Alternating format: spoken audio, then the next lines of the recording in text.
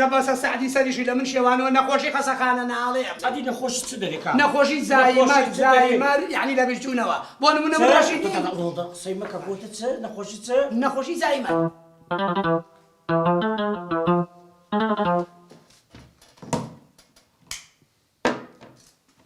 ئەزانی زایمەر یعنی چی؟ هاتی خۆ گەمژە نیمە کوناهاشم یعنی چ لە بیرچوونەوە زۆر تەواوە یاڵا گۆتی باستت کرد نەخۆشی زایمەر زایمەر یعنی چ زایمەر یعنی نەخۆشیە تۆشتی لە بیرچووەتەوە ئەم شتم لە بیستەوە یعنی چ یعنی بە کوردی ڕوبعەشێت ڕبعشێت چێ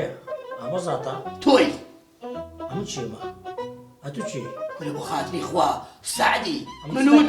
منوتم تەمسیلکە نەک بەڕاستی وا لە من پێک ئاگەر شێتە کردم سعدی چییە کولە سعدیە تۆی تێکم مەیە کاکە ئەتو چی ئەمن علەم ڕەشیدم ڕەشید ڕەشید چییە لا حول ولا قوة إلا بالله أما نعم بتوقي سري خو ما قوة بكوجم هذا هو كي بقات إخوة ئەتو شێت بووی والله باوكم مرحبا وبمن عليه ئێرە چێن دەدا أنا من ختم بخون أنا ئەومەتی بە چەندە كل شيء كده ما تري بهدو تشاوتا سعدي وروش خو من وتم لاش نقدو على خو كان ناقبل لولو کەپڵەکە دەوەی ناکڕی يا الله وام لهات كاك من توجب يلا ما شاء الله قرآن ئێرە چێن دەدا يا دبي دوبێرە هي طبعا ئەوە شنو ورو تاي سعدي کو تەمسیل بکرد أشهد بالله سعدي بربضلي من شو تناول لك ئێستا لە ماڵی یەکەم دەست پێ بکە لەگە هەناری برێ تووشی زایمەری بووە دەست پێ بکە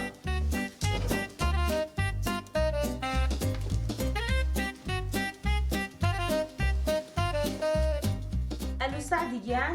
أدو هنا خان شوني كيف رشيد؟ اي كوا سعدي كل سعدي توشي نخوشي بوا نخوشي لبيشونا نخوشي زايمر تي نخوشي تي استنى شوي لا خاصة خاني ألو دكتورة